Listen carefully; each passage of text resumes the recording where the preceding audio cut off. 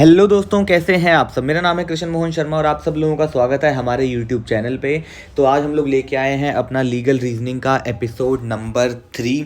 तो I hope आप लोगों ने अपने पहले 2 एपिसोड्स देख लिए होंगे। अगर नहीं देखे तो फटाफट जाके पहले 2 एपिसोड्स देख लीजिए, बिकॉज वो एपिसोड बहुत इंपॉर्टेंट है अगर आपको आगे के समझने हैं तो आज इस एपिसोड में अगेन हम लीगल रीजनिंग के कुछ टॉपिक्स डिस्कस करेंगे, जिसमें आप लोगों को मैं बताऊँगा कि लीगल रीजनिंग का क्वेश्चन किस तरीके से अटेम्प्ट करना है, आपको क्या अप्रोच आपकी होनी चाहिए और कैसे आपको उसको टेक अवे करना है। ठीक है, तो चलिए स्टार्ट करते हैं हम लोग अपने पहले सवाल से। अच्छा, एक बात और, हम लोग अभी रिसेंटली हम लोगों ने पॉलिटी के न्यू बैचेस लॉन्च किए हैं which is specially for DU LLB। तो अगर आप लोग भी DU LLB का 2021 का अटैम्प्ट दे रहे हैं तो ये बैच आप लोगों के लिए बहुत ज़्यादा फायदेमंद हो सकता है। फास्ट ट्रैक बैच होगा, 45 डेज़ का बैच है, जिसमें आपका सब कुछ लाइक पिन से लेके पॉइंट तक A to Z सब कवर करवाया जाएगा।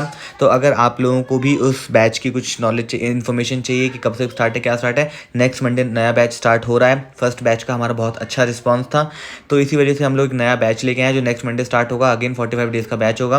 तो कुछ भी अगर इन्फॉर्मेशन चाहिए तो नीचे डिस्क्रिप्शन में आपको मेरा नंबर दिख रहा होगा, आप उस पर मैसेज करके उस बैच के बारे में जानकारी ले सकते हैं। ठीक है, तो चलिए स्टार्ट करते हैं हम लोग क्वेश्चन नंबर 13। ठीक है, तो पहला प्रिंसिपल क्या बोलता है, रुक जाइए मैं पेन उठा लूँ पहले। हाँ, प्रिंसिपल बोलता है an agreement the meaning of which is not certain or void. Meaning of which is not certain, कोई भी अग्रीमेंट जिसका मीनिंग सर्टेन नहीं है वो एग्रीमेंट क्या है, वॉइड है। ठीक है, अब देखते हैं फैक्ट। फैक्ट क्या बोलता है, A agrees to sell B 100 tons of oil. A ने बी को बोला कि भाई मैं 100 टन ऑफ ऑयल बेचूंगा। अब यहाँ पे जो बात आ जाती है वो सारी बात आ जाती है ऑयल की, कि भाई ये ऑयल कौन सा ऑयल है, ये पेट्रोल है, ये केरोसिन है, या ये मिट्टी का मतलब ये, या ये सरसों का तेल है, मतलब ये ऑयल का मस्टर्ड ऑयल है। यहाँ पे ऑयल सिग्नि वो पूरा तरह से सर्टेन नहीं है, तो इसीलिए अब हम पढ़ते हैं नीचे के options. The agreement between A and B is enforceable as there exist no uncertainty. भाई ऐसी बात तो नहीं है,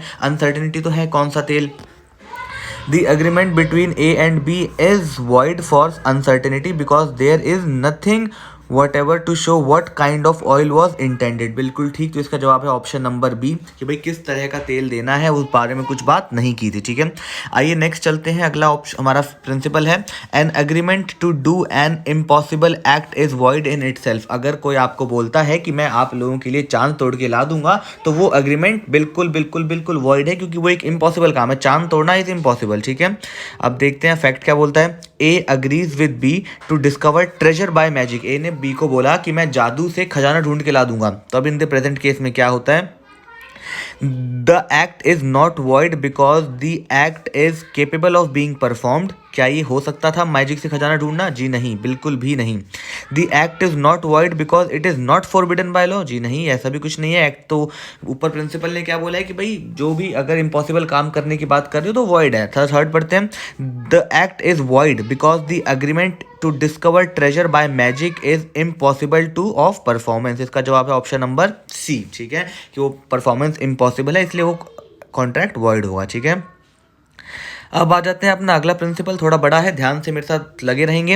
who ever by words either spoken or written or by visible representation, ठीक है, or otherwise brings or attempt to bring into hatred or contempt or excites or attempts to excite disaffection towards the government established by law of India shall be punished with imprisonment for life which fine may be added. ठीक है, अब आप लोगों को ये paragraph पढ़ के समझ में आ गया होगा किस बारे में बात चल रही है। अगर नहीं आया तो यहाँ बात चल रही है सेडिशन के बारे में। ठीक है, कि भाई अगर आप सरकार के बारे में कुछ भी हेट्रेड फैला रहे हैं, कुछ भी आप ऐसी चीज़ें कर रहे हैं जिससे लोगों के प्रति लोगों के मन में सरकार के प्रति कुछ गलत भावना पैदा हो रही है, तो आप लोगों को आजीवन कारावास या फिर फाइन भी हो सकता है, जो बाद में ऐड किया जाएगा। ठीक है, अब हम पढ़ते हैं फैक्ट। फैक्ट क्या बोलता है, फैक्ट बात करता है an environmentalist Vishnu Patekar is in an public meeting engaged on the environmental policy of government gave a very hot speech. He said this is the government of fools, scoundrels and scamsters.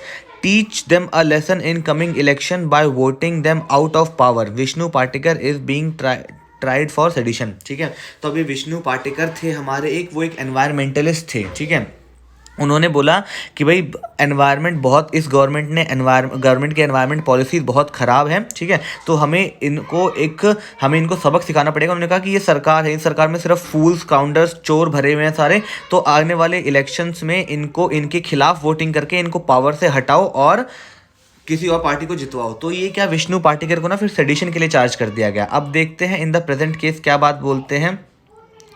In the present case बात बोली जाती है, Vishnu Patikar is guilty of sedition for having being made irresponsible and inflammatory statements against the government. Vishnu Patikar को sedition के लिए charge किया जा सकता है, बिल्कुल ठीक बात लग रही है ये। आगे देखते हैं।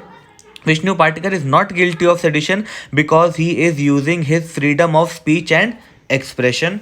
ओके, मैं आपको सबके मतलब बाद में एक साथ बताता हूँ, ठीक है। Vishnu Patikar is guilty of sedition as a statement would cause violence, ठीक है।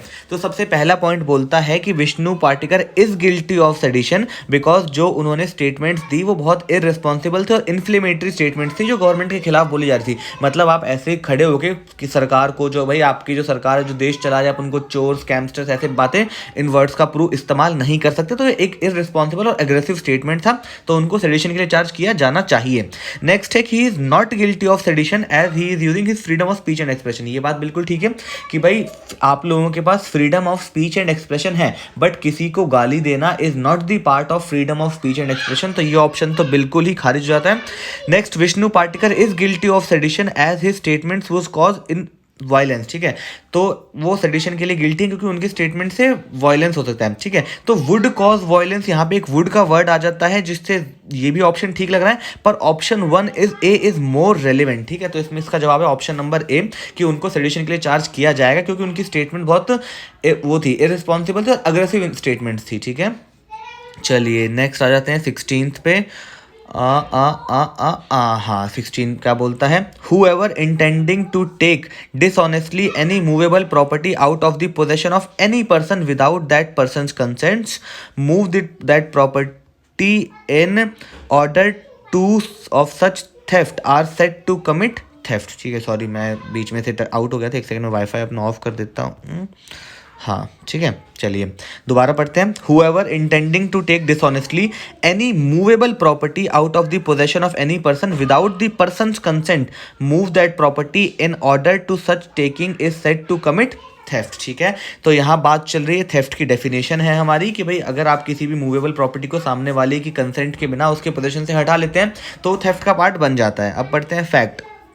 Amir, with an dishonest intention to take Samir's dog, puts a bait for dog in his pocket. On noticing bait, dog started following him. Later on, Amir found a gold chain tied in dog's neck, ठीक है। अब यहाँ पे आमिर ने एक dishonest intention, यहाँ पे साफ साफ इस शब्द का इस्तेमाल किया गया है कि डिसऑनेस्ट इंटेंशन थी। तो अगर इस वर्ड का इस्तेमाल किया गया है तो उसकी इंटेंशन गलत थी। गलत इंटेंशन से उसने उस कुत्ते को उसने के लिए अपनी जेब में बेट डाला। बेट मतलब उसको ललचाने के लिए हो सकता है, जैसे बच्चे को ललचाने के लिए चॉकलेट करते हैं, वैसे ही कुत्ते को ललचाने के लिए कुछ हड्डी वड्डी बेट वेट डाल दिया, ठीक है।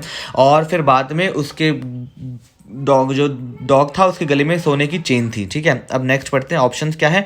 Amir committed the theft of dog. Amir committed the theft of dog as well as gold chain because chain was attached to the dog. Amir committed the theft of dog because he wanted to take dishonestly only dog not the chain, ठीक है। अब ये तीनों बातें हैं, इसमें सबसे relevant option हमें ऑप्शन बी लग रहा है कि भाई उसने उसके ऊपर थेफ्ट लगेगा, डॉगी का भी लगेगा, साथ साथ गोल्ड चेन का भी लगेगा। हालांकि उसको पता नहीं था कि उसके गले में गोल्ड चेन है, बट उसने उस गोल्ड चेन को भी ले लिया, तो डिसऑनेस्ट इंटेंशन दोनों के प्रति लगी जाएगी। तो थेफ्ट का दोनों, he will be committed for theft for gold chain as well as the attached dog, ठीक है। 17 देखते हैं। 17 का भी ऊपर वाला सेम थेफ्ट वाला ही है अपना, जो वो है प्रिंसिपल, ठीक है। फैक्ट देखते हैं। Raman gives his coat, Raman gives his coat to XYZ dry cleaners for dry cleaning. He wants to put this on an occasion of his friend's marriage. On the day of marriage, when he reaches to the dry cleaning shop, he finds that he has forgotten his purse for his place, at his place.